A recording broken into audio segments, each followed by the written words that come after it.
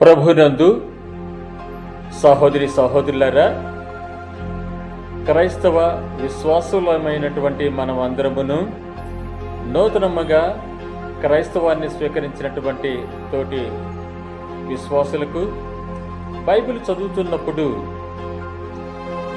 మాకు సరైన విధంగా అర్థం కావటం లేదండి, మేము బైబిల్ని ఏ రీతిగా చదివితే మేము అర్థం చేసుకోగలమని మనల్ని నూతన విశ్వాసులు మనల్ని అడిగినప్పుడు వారికి మనము సహోదర ప్రేమతో సద్వినయముతో వారికి చెప్పవలసినటువంటి 2 వచనాలను ఈ సమయమందు మీ ముందు ఉంచడానికి నేను ప్రయత్నం చేయుచున్నాను.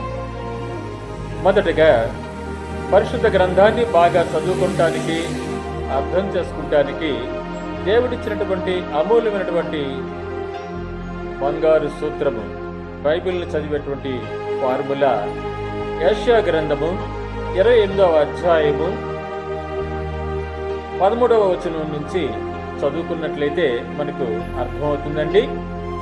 నత్తివారి పెదవుల చేతను అన్య భాషతోనూ ఈ జనులతో మాట్లాడుచున్నాడు, అయినను వారు విననొల్ల నైరరి అనేటువంటి మాట ఉంది. అయితే కావున వారు వెళ్ళి వెనుకకు మొగ్గి విరుగుబడి చిక్కుబడి పట్టబడినట్లు ఆజ్ఞ వెంబడి ఆజ్ఞ, ఆజ్ఞ వెంబడి ఆజ్ఞ, సూత్రం వెంబడి సూత్రము, సూత్రం వెంబడి సూత్రము, కొంత ఇచ్చట కొంత అచ్చట యెహోవా వాక్యము మీకు వచ్చును అని దేవుడిచ్చినటువంటి ఈ యొక్క బంగారు సూత్రమును అనుసరించి పరిశుద్ధ గ్రంథాన్ని మనము బాగుగా సరైన విధంగా అర్థం చేసుకోవడానికి ఉపయోగపడుతుంది. మరియు ఈ యొక్క వాక్యములకు అనుసంధానమైనటువంటి వాక్యము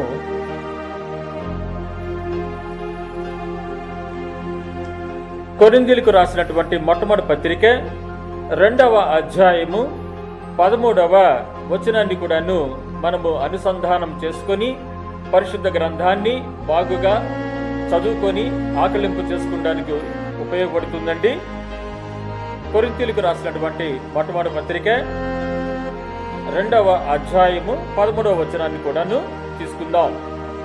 మనుష్య జ్ఞానము నేర్పు మాటలతో గాక ఆత్మ సంబంధమైన సంగతులను ఆత్మ సంబంధమైనటువంటి సంగతులతో సరిచూచుచు ఆత్మ నేర్పు మాటలతో వీటిని గూర్చి మేము బోధించుచున్నాము.